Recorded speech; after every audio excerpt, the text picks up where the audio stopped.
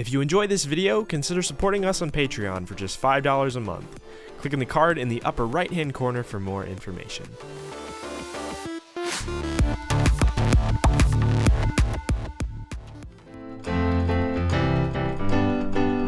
Just a small town girl living in a lonely world.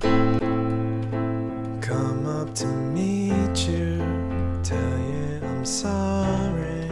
You don't know how lovely you are. Hey guys, this is Julian of Julian Gray Media. This is actually the second time recording this, so I'm going to try to get through it a little quicker this time. A lot of people have asked me, how do you write melodies? How do you write progressions and stuff like that? And I think that the root of all good musical writing is in a solid chord progression. So I'm going to show you today a few chords. I'm going to show you how to read chord progression charts. That's the Roman numerals for chord progressions to represent chord progressions. And maybe give you a little bit of insight on scales and stuff. I actually did a video the other day on rhythmic music theory. If you're interested in learning the syncopations, time signatures, and stuff like that, I did a video covering how to do that in Ableton Live. And basically, in general, just covering the basic note lengths and syncopation and time signatures and stuff like that, tempo. But in this video, we're really going to dial in on some of the more musical stuff. And the reason we're using Logic is because it has a really good built-in keyboard. As you can see on the screen when I play keys, you can see on the screen exactly what I'm playing. The other thing I like about Logic and GarageBand actually is another DAW that does this, is if I play a chord, you can see in the middle, it shows exactly what the chord I'm playing is, which is really handy for learning music theory. So because this video is to teach you music theory, I think that Logic is probably a better DAW than Ableton, which is more bare to the bone, just for production stuff. I prefer Ableton, but for Logic, for stuff like this, Logic is very cool. We're going to start things off today just by going over some scales. I'm going to try to keep this brief for people who are versed in music theory at all. A scale is basically a series of notes going between an octave. Let's just play a C major scale just to show you what I mean.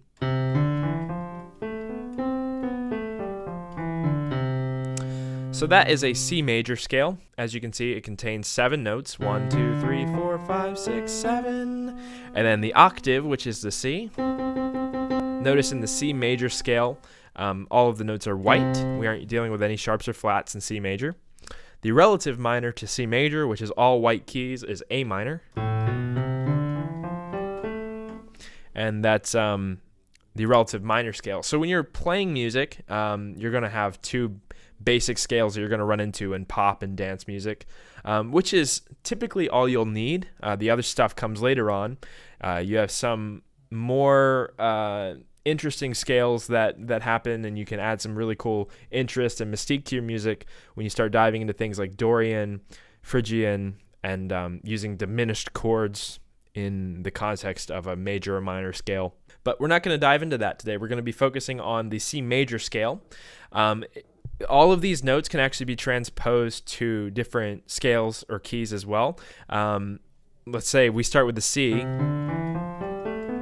There's actually a pattern here.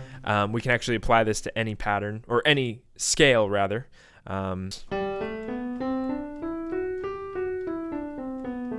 For example, that's the G major scale. If you want to, there's a really awesome site where it has every single scale for every single note on the keyboard, major and minor, in the description below, and you can check that out, and you can just print it out. I actually have it right here printed for reference. I always have it kept right there because I'm not completely memorized all the scales yet. So we're going to be working predominantly with the C major scale today, and doing something called the 1, 5, 6, 4 chord progression. It's a very famous chord progression. In a little bit, I'll do a demo with like maybe 5 or 6 songs that you know, and every single song is going to follow the same exact chord progression. And this is known as like the pop chord progression. Some people kind of turn their heads to this chord progression. I actually really like it. It's kind of the basis of a lot of timeless music and music that is instantly recognizable or catchy because almost every pop song uses it. And if you master the chords used in the 1, 5, 6, 4 chord progression, you can actually write really catchy music very easily. There's a few things you can add to that chord progression, and we're going to get to those in a moment. So what is the 1, 5, 6, 4 chord progression? So as the name implies, we're going to use the first note of the scale. We're going to start in the C, right? As you can see on the screen, here's the C. That's the first note of the C major scale as we just established. Then we're going to use the fifth note, 1, 2, 3, 4, 5, which is the G. So C, G. Then the sixth note, like I said, 1, 2, 3, 4, 5, 6, which is the A. And then we're going to go to the fourth, which is the F. So we're going to go C, G, A, F. Now, it doesn't matter what notes you play in order. It doesn't matter what order you play these notes in. These are just the core notes of a 1, 5, 6, 4 pattern, and those notes are the core of pop music, I would say. It doesn't necessarily have to be in the key of C. That's what you need to understand. Like we mentioned before, every single note on the keyboard has a relative major and minor scale, so you can apply those intervals to any key. So let's say we do it with the G again because it's easy. The only sharp is the F. We can do the same thing with G by counting 1, 2, 3, 4, 1 or 4, 5, and then 6, which is the E. So we have the same thing here. And then we have the 1, 5, 6, 4 chord progression there. Now this is just a single voice progression here. It's only one note. What makes it a chord progression is when you attach a chord to it. So quickly, I'm going to go on the computer here to show you a piece of art I downloaded here, just to show you. I found it on Google, and it's a way I can illustrate this without having to do it in post. As you can see, this is the progression we're referring to, 1, 5, 6, 4, as you can see. These are the Roman numeral values for that. Now you'll notice that some of them are capitalized, like this 1 here, which is the I, and then we have the V, which is capitalized, which represents a 5, and we have the VI, which represents the 6, and then we have the IV, which represents the 4. Now you notice that some of these are capitalized and some aren't. This is a chord progression chart. And you can actually go on YouTube or what have you and search up most popular chord progressions, and you can find other chord progressions like this that may not necessarily be these exact notes, but now you'll know how to read them. So you attach the Roman numerals to the notes corresponding to the key you're playing in. As I said, these progressions can be applied to any key you're playing in. We're just going to apply it to C because it's easy and it's all white keys. So we have the 1, which is the I, and then we have the 5, which is the G, and then we have the 6, which is the A, and then we have the F, which is here, the 4. And that's, as you can see on the screen here. Now, the capital letters, like I was mentioning before, represent the major or minor variant of the chord. So right now we've been playing single voice notes. That's all good and all, but it's kind of boring. It becomes a chord progression when we attach chords to those notes. So when you see a capital letter, it represents a major note or a major chord. And when you see a lowercase letter, it represents a minor chord. So a chord is a series of notes, and to find a major chord, you're going to find the root note of the chord you're trying to play. So in our case, the first note of this progression is a 1. It's going to be that C. To find the major, we're going to count up 4 half steps from here. 1, 2, 3, 4. And you're going to count up 3 to add the triad. 1, 2, 3. And now we have a full triad C major chord. To make this a minor chord, you're going to count up 3 instead of 4, and then 4 instead of 3. So you're just going to move this E into an E flat or a D sharp. Now we have a C minor chord. And that's how you do it for any chord on the entire scale. So let's go ahead and do that for the next note, which is the 5, but major. As you can see, it's capital letters, so let's do that again. Start with the G, and then we'll go 1, 2, 3, and then 4, and then we'll go 1, 2, 3. And there's our G major, there's a G minor. If it was lowercase, we'd use the G minor. We can use the G major here. So we're going to go ahead and do this for all of them. Let's do C major, then the G major, then an A minor. So we're going to do the same thing, but instead of doing this, we're going to do this. We're going to move that C sharp down to a C because it's, again, 1, 2, 3 steps up, or half steps up, and then 1, 2, 3, 4 to make that minor. As you can see right there. And that's our A minor scale, I'm sorry, A minor chord, which is the VI that's lowercase, as you can see on the screen right now. Let me put that musical typing back on. That would help, like very much so. And then the last one, as you saw a second ago, I have to keep switching back and forth, unfortunately, is the IV, which is the F major, because it's our 4. And it's majored because it's capital, and that's this right here. That's our F major. So that is the basics of the 1, 5, 6, 4 chord progression here. As you saw in our diagram, we have 1, which is the C. Then we have the G major, which is the 5. Then we have the 6, which is the A minor, as you saw here. And then we have the 4, which is the F major. And that is the basics of the chord progression. Now, this chord progression, you may recognize it. It's found in a billion songs. So if you start playing this chord progression, it really can apply to 1,000 songs. One example is, here we go, Let It Be by the Beatles. It starts on the C.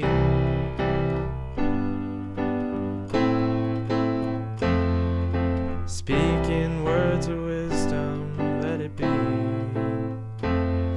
And then we have stuff like Viva La Vida by Coldplay. We start on that F this time. And as I said, these notes in the 1, 5, 6, 4 pattern don't necessarily have to be in the same pattern. I just want you to master the chords.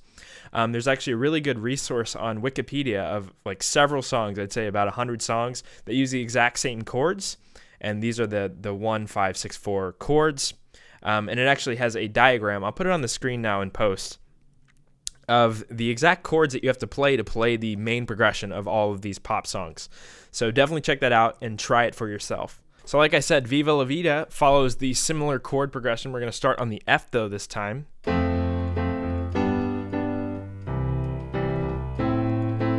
Sound familiar? I used to rule the world, seas would rise when I gave the word. And that's Coldplay. And that's just another one. We have Beyonce's If I Were a Boy. If I were a boy.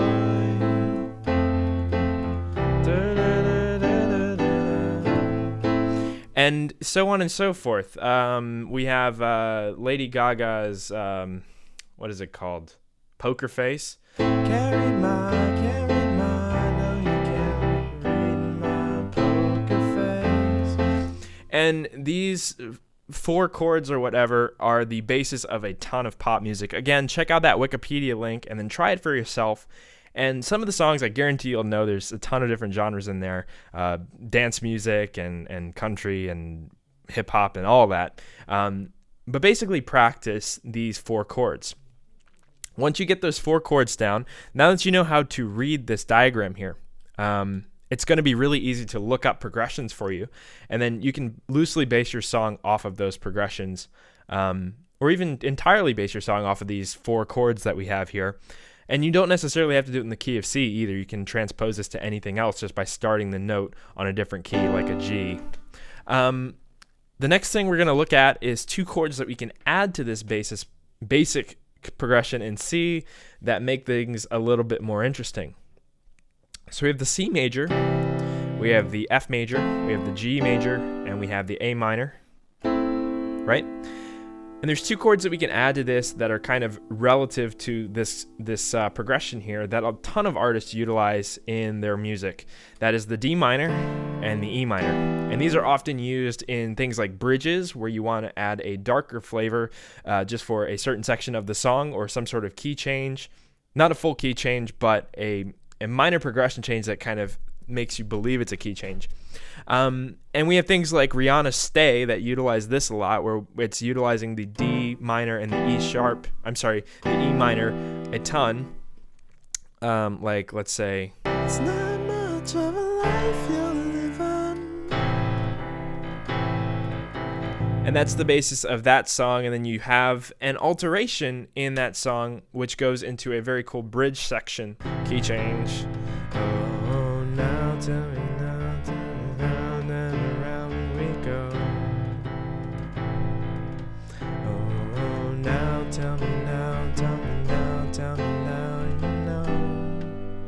Like I mentioned before, the D minor and the E are often used as bridge notes to kind of add a different flavor to your song. So let's just come up with a really quick progression here. Let's just use these chords in the standard sequence. Let's go C, G, A, F, C, G, A, F.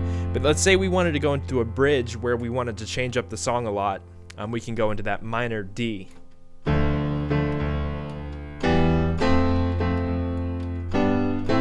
And that's an ascending scale bass line. As you noticed here when I was playing it, it's literally just the notes of the scale going up.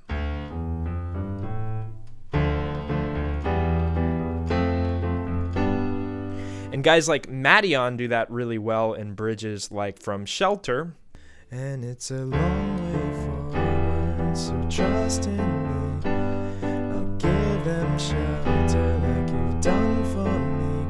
And then he goes into the standard progression that we've been talking about, those 4 chords. And then he adds the E and D in there to add a little bit of interest. So here's the main chorus of Shelter.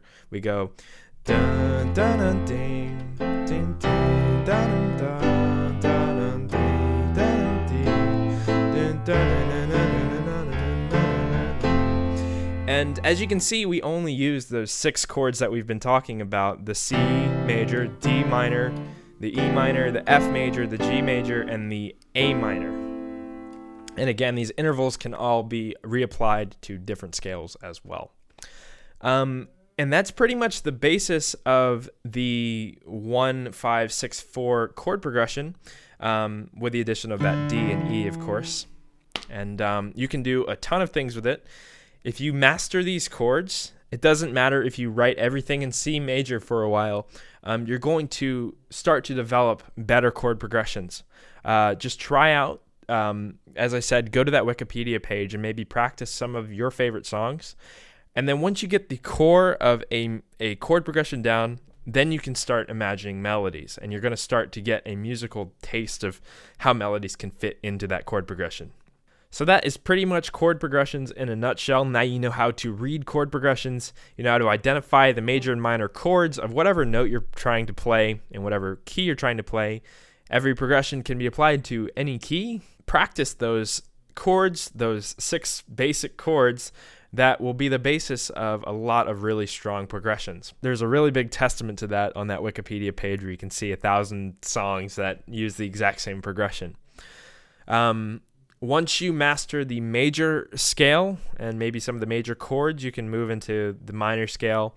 Once you get those 2 down, then start worrying about things like Phrygian, Dorian, diminished chords and things like that. That is more advanced, and I would wait on that until you get some of the major and minor chord theory down. So I hope this video helped you out. If it did, make sure to give it a like. If it didn't, give it a dislike. Let me know why in the comments below. Give me future ideas for new episodes in the comments. I take those into account. We have a Discord chat now, which is really popping off, like 300 members already. And we have a Facebook group. Those links will be in the description below. And any ideas you have for videos, there's a thread in the Discord especially for new video ideas. I also am now doing Patreon. If you enjoyed this video, support it on Patreon. It helps me out and helps me make new videos and be less financially disastery. Make sure to subscribe to the channel. I make 3 videos a week, Monday, Wednesday, and Friday. I appreciate any support that you guys give me, and I hope this video helped you. Again, I will talk to you in the next one. I'm Julian of Julian Gray Media. Bye-bye.